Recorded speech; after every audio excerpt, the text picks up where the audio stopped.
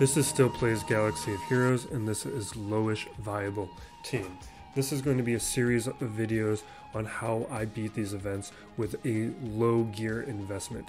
As a free-to-play player, I try to do these events as efficiently as possible. I don't like to use gear until I deem it absolutely necessary.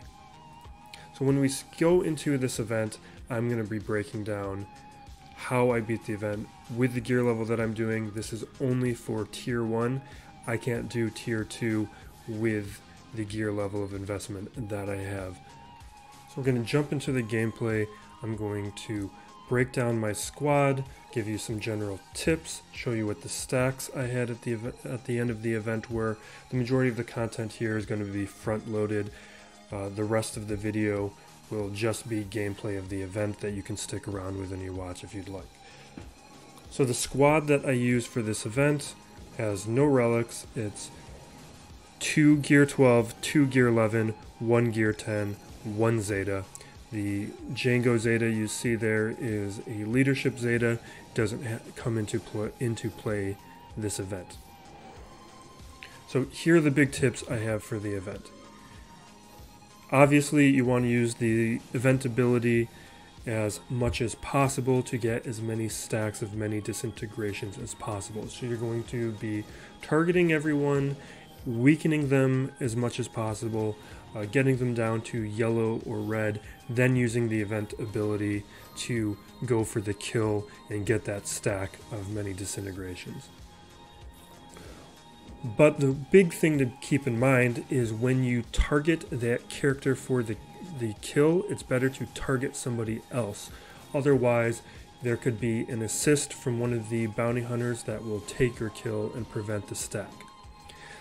Later in the event, there are a bunch of AoE characters and characters that do high damage. In order to control those characters like Lando, Sabine, Wedge, I have Bosk, Dengar, and Cad Bane available to spread around the stuns.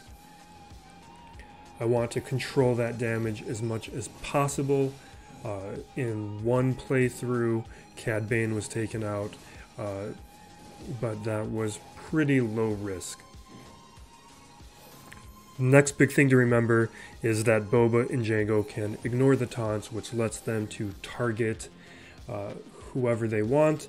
You can go after the contract for Bosk earlier, and you can weaken characters, get those stacks of many disintegrations so that you can go after the tanks a little bit more easily because you'll have more damage to bring down their protection and their health faster.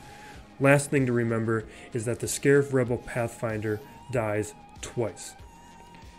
You don't want to use execute, you want to exploit his mechanics in order to get another stack of many disintegrations. So you're going to want to use basics to kill him off and not the special abilities out of Django or Boba Fett.